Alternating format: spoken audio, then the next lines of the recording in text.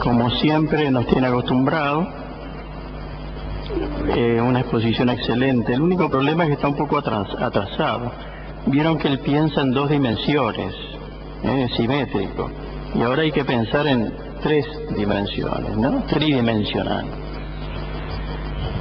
Yo voy a hacer un poco eso, voy a hacer, como decía Gabriel, una suerte de herejía, porque por el título ustedes verán, bueno, acá vamos a tener alguna expresión más vinculada al derecho internacional que al derecho procesal.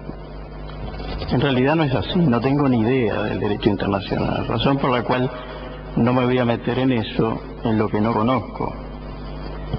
Pero sí creo que lo que debemos hacer los procesalistas, por lo menos en el Uruguay, que creo que no lo estamos haciendo, es analizar este fenómeno nuevo que viene pegando y muy fuerte en todas las áreas del derecho, que es el derecho internacional de los derechos humanos, y cómo ello de alguna manera incide en nuestra materia.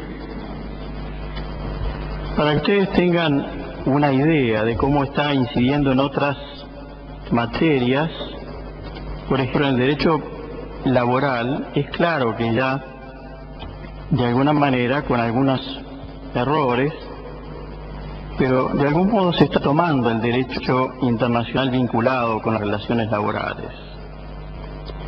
En el derecho penal también. En el derecho constitucional es donde se ha notado con mucha fuerza la incidencia del derecho internacional de los derechos humanos, al punto tal que la noción clásica de soberanía de alguna manera está en franco retroceso. Nosotros, en la materia de derecho procesal, debemos entonces analizar cuál es la situación de nuestra materia a la luz de los principios fundamentales que el derecho internacional humanitario y de los derechos humanos de alguna manera regula. Esto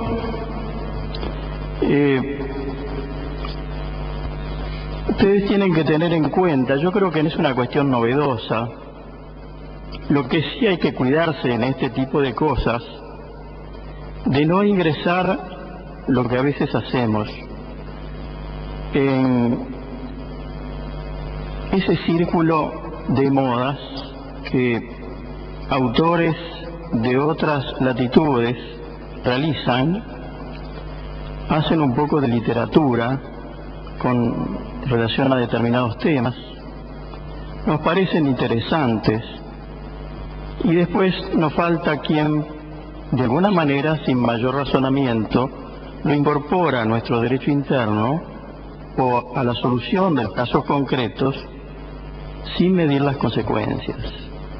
Lo que yo quiero hacer acá es, de alguna manera, tomar las normas del sistema internacional de los derechos humanos, llámense tratados internacionales de ONU, pactos internacionales de derechos civiles y políticos, y fundamentalmente a la luz de la Convención Americana de Derechos Humanos, que ha sido la Corte Interamericana, de alguna manera la sigla esa que puse ahí significa eso, la que tiene como competencia interpretar y resolver sobre el alcance de este tratado internacional.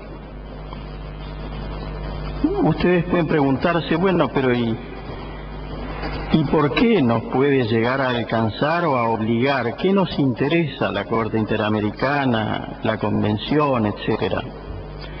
Y nos interesa por 2 razones. En primer lugar, porque el Uruguay, como muchos países, es parte del Tratado de Viena sobre los tratados, y por tanto, naturalmente, aquellos tratados que suscribe debe cumplirlos. Y además es suscriptor también y lo ha incorporado como derecho interno, la Convención Americana de Derechos Humanos. ¿Qué es lo que dice la Convención Americana de Derechos Humanos?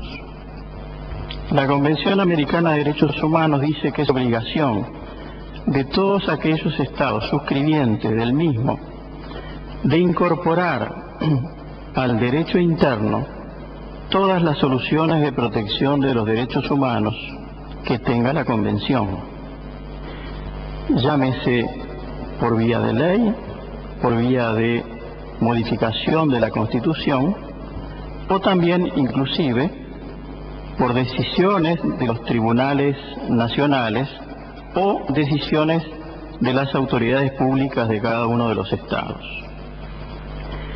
Quiere decir entonces que hay una obligación de fuente normativa y de fuente internacional para que debamos estar atentos a las soluciones de la Convención y para que además debamos estar atentos a las soluciones que la Corte Interamericana de Derechos Humanos, interpretando la Constitución, de alguna manera, de pronunciamiento sobre cada una de las soluciones.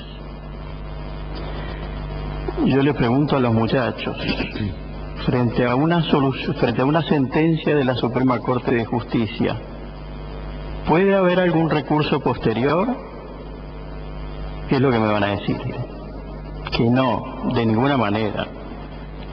Seguramente si ustedes se lo preguntan a los ministros de la Corte, le van a decir no, de ninguna manera. Y si ustedes le dicen, miren que hubo un profesor que dijo que sí que hay, le van a decir, no sabe nada, es un loco, es un disparate. Hay varios asuntos ya que la Corte Interamericana ha resuelto. Por ejemplo, en un caso contra Perú, en otro caso, creo que se llama algo así como la última tentación de Cristo, que involucra a Chile, en que la Corte Interamericana ha dispuesto que una sentencia de un tribunal superior de un Estado es nula y en consecuencia, de alguna manera, obliga a que este Estado, Chile o Perú o el que fuere, de alguna manera debe adecuar las soluciones de su derecho interno a las soluciones de la Corte. La otra premisa, digamos, para entender un poco esta presentación es partir de la base de que lo central es la persona humana. Eso es lo que dice la Convención. Quiere decir que todo lo que nosotros de alguna manera pensemos en materia de derecho, debemos hacerlo pensando. Todo lo que se ha dicho, inclusive todo lo que acaba de decir Gabriel. A veces lo graficamos en una expresión como es el justiciable, que el justiciable es también una persona humana.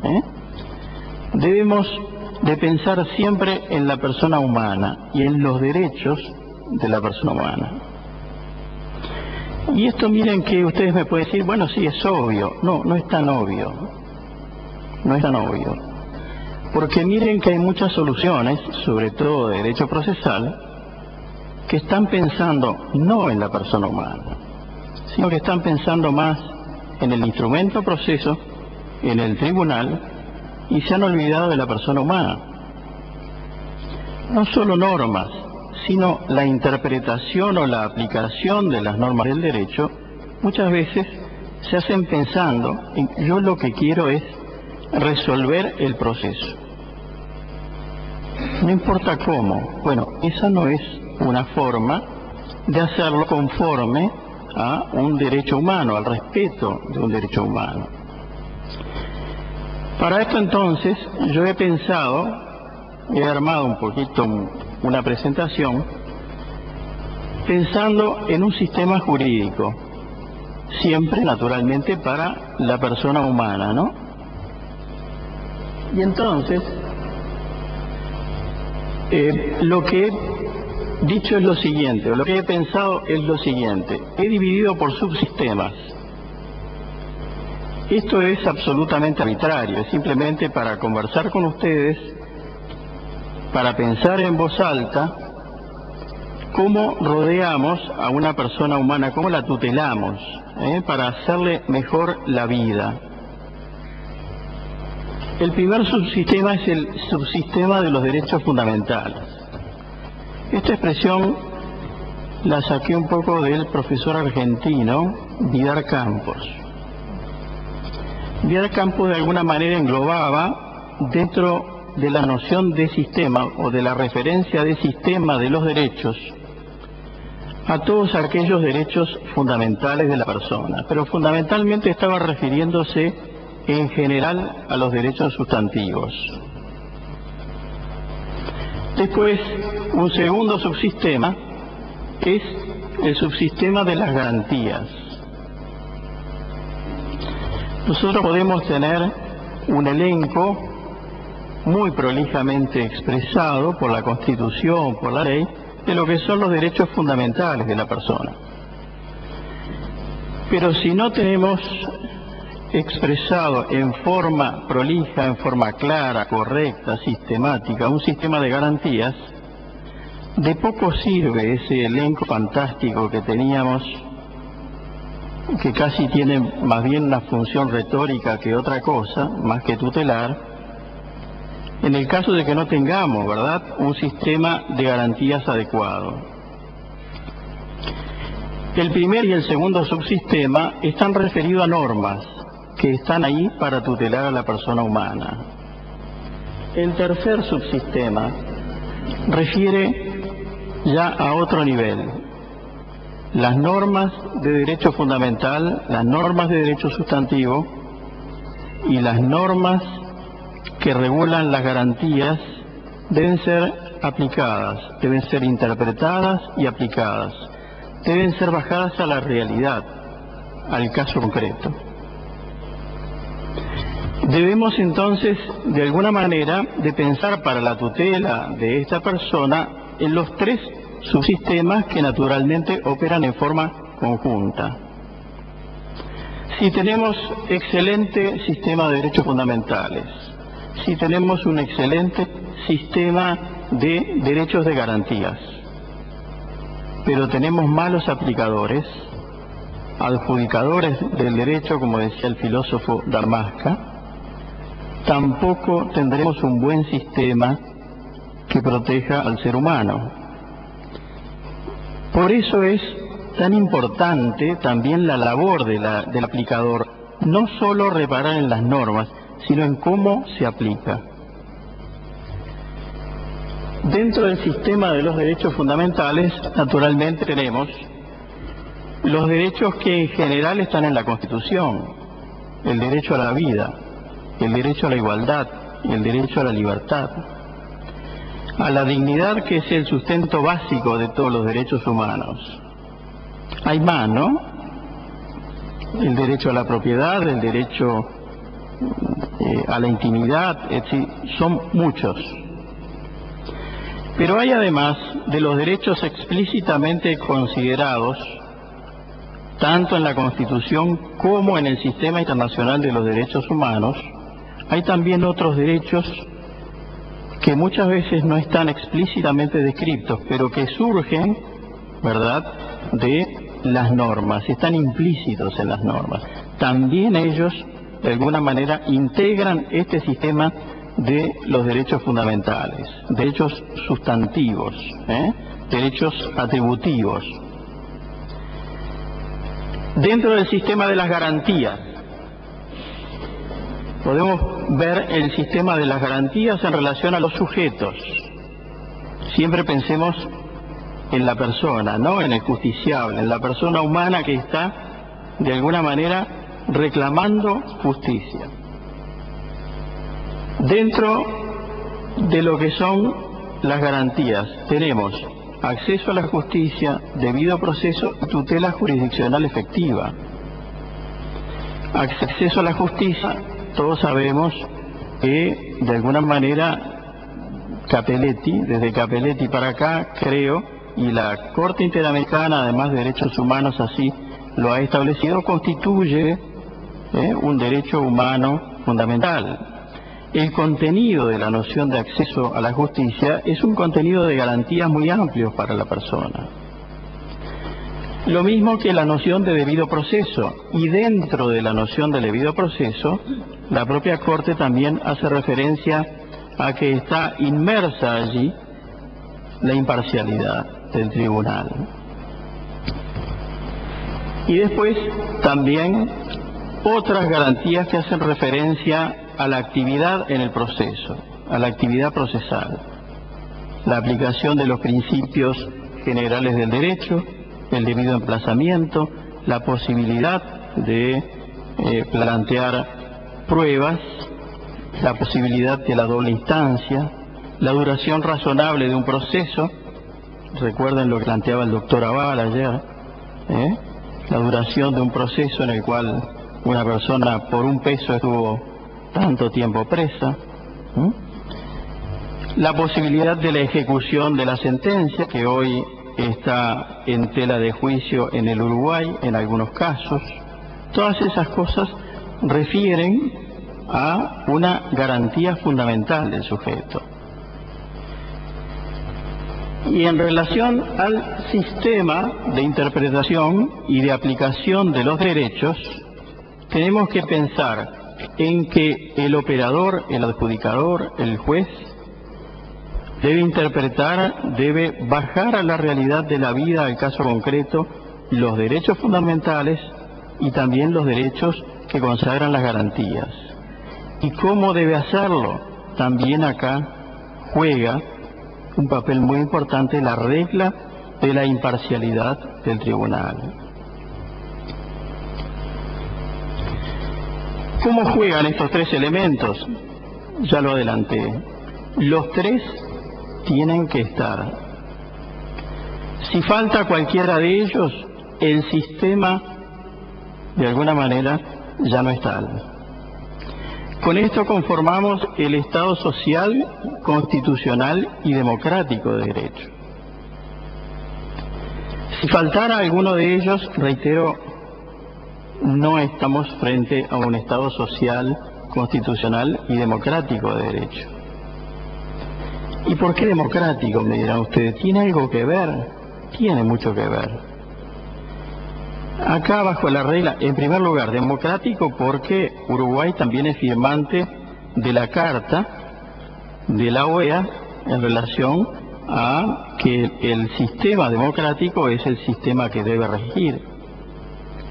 Y ustedes me dirán, sí, pero ¿qué tiene que ver la democracia con el proceso?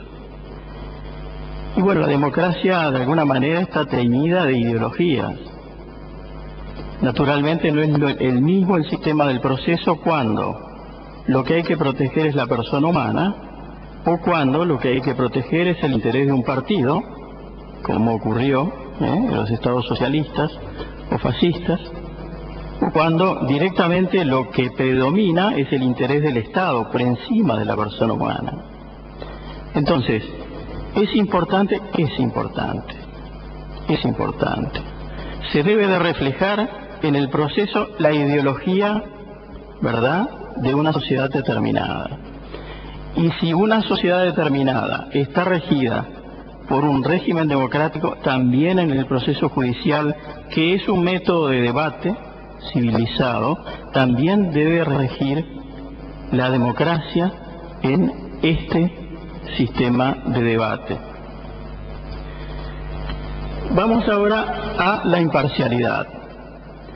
La imparcialidad se puede ver en el derecho interno. Lo que pasa es que, primero, no me voy a referir a él porque no es el tema mío, y en segundo lugar, porque ya seguramente ha habido referencias y van a seguir habiendo referencias en este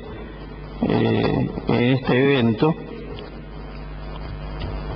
a la imparcialidad en el derecho interno. Les diré solamente que, claro, es mucho más rica la actividad de los tribunales en relación a la imparcialidad en el derecho interno por obvias razones. En primer lugar, porque los procesos internacionales en donde naturalmente es la Corte la que interviene, el legitimado activo es siempre la Comisión Interamericana de Derechos Humanos. El legitimado pasivo es siempre el Estado.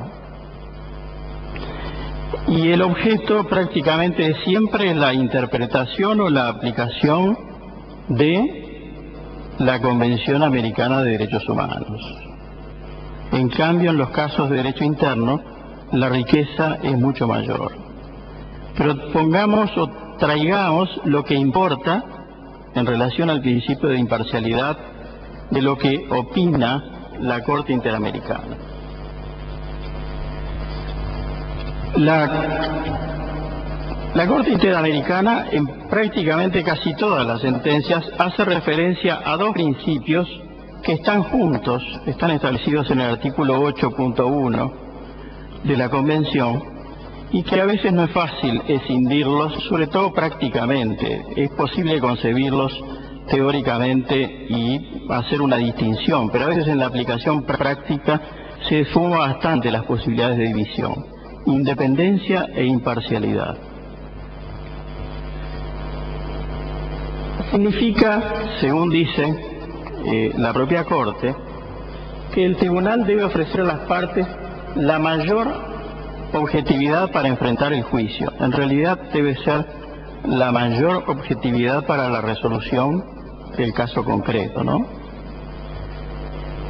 ¿Cuáles son los alcances de la imparcialidad de acuerdo a lo que establece la Convención?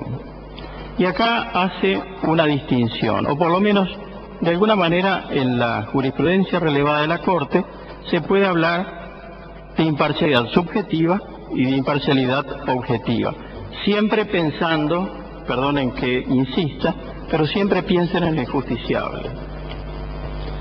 Desde el punto de vista subjetivo, se repara en que el tribunal debe ser absolutamente ajeno, de alguna manera debe carecer de vínculos personales con las partes. Se da por sentado, por supuesto, la hipótesis de la imparcialidad a la cual hacía referencia el profesor Alvarado ayer. Naturalmente que no debe haber vínculos entre las partes del proceso y el tribunal que deba juzgar sus diferencias. Pero además debe carecer de prejuicios personales con relación a los sujetos del proceso. Eso también es una garantía para los sujetos. No es posible que un juez pueda ser imparcial cuando, por ejemplo, él ha manifestado tener determinados prejuicios en relación a uno de los sujetos que intervienen en el proceso. Cualquiera sea la razón o la circunstancia en base a la cual esos prejuicios se hayan manifestado, ya sea por razones políticas, ideológicas, de raza o de las que fuere.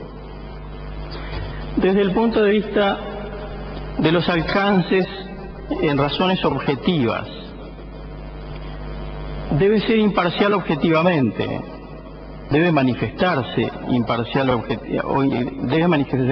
imparcial objetivamente, y no se me escapa, por supuesto, de que la propia referencia a la imparcialidad se ha cuestionado, porque acá cuando hablamos de la imparcialidad objetivamente estamos hablando de la neutralidad.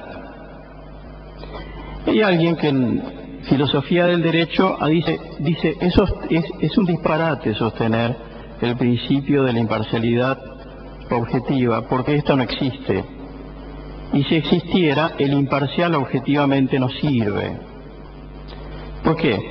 Porque en realidad la persona que es imparcial es neutra, no sirve, no le interesa nada. En ese sentido lo toma. No es en ese sentido que lo estamos tomando nosotros. Nosotros estamos hablando de neutralidad en relación a la cuestión debatida en el proceso, a los intereses litigados en un proceso. Debe ser ajeno además a la relación debatida. No debe existir siquiera dudas aparentes acerca de la imparcialidad. Y esta es una variante importante porque, como dice el dicho, no basta hacerlo, también es necesario parecerlo. Y en cuanto existan dudas acerca de la imparcialidad, ya esa es una razón por la cual se puede atacar la imparcialidad. Y vamos a ver enseguida por qué esto es importante, por qué razón es importante que aun cuando haya dudas, cuando sea aparente la imparcialidad o se dude de la imparcialidad, por qué es importante que el juez o el juzgador se aparte de la resolución de ese asunto. Y a su vez, también puede estar afectada su imparcialidad cuando el juzgador, el adjudicador, haya tenido alguna participación antes. Por ejemplo, en un caso acaecido en Perú, en donde los miembros del Supremo Tribunal fueron sometidos a juicio político y naturalmente fueron a la postre destituidos, luego se planteó contra esa destitución una acción de amparo. Y en la acción de amparo el tribunal que resolvió, tribunal también superior, naturalmente con otra integración, resolvió denegar el amparo. Cuando fueron a la comisión, y la comisión después plantea el caso a la Corte, declaró que esa sentencia era nula, entre otras cosas porque se había violado la imparcialidad en el propio juicio político, pensando naturalmente en que en ese caso el propio órgano legislativo estaba haciendo actividad materialmente jurisdiccional, y también en el proceso de amparo por el hecho de que los actuales integrantes de del Supremo Tribunal que resolvieron el amparo, de alguna manera eran los que o habían tenido alguna participación en el inicio del proceso de juicio político de los que fueron expulsados. Por esa participación, naturalmente, la imparcialidad estaba afectada por los actuales miembros del tribunal.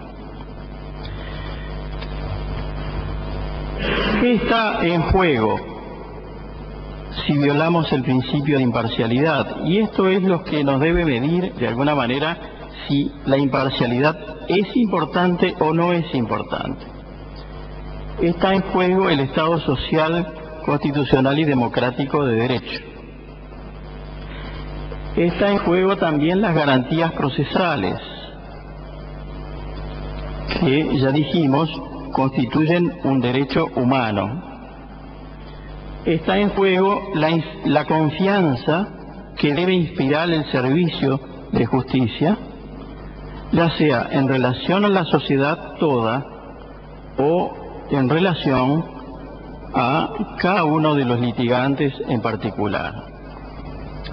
Quiere decir entonces, si se viola el principio de imparcialidad, no solo se está afectando el derecho humano del particular afectado en el caso concreto, sino que, y peor aún, más grave aún, se está afectando el Estado social, constitucional y democrático de derecho. Encontré una frase que de alguna manera resume esto último, creo que mucho mejor que como yo lo pueda haber dicho.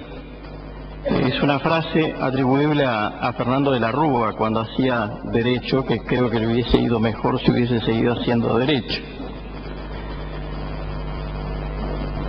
Que además la vi parcialmente en otros autores, pero opté por traerles a ustedes la frase de la Rúa. No, el café se los debo. El juez que se deja seducir por influencias o favores destruye no solo su misión, sino la fe en la justicia y desquicia las bases de la sociedad. Muchas gracias.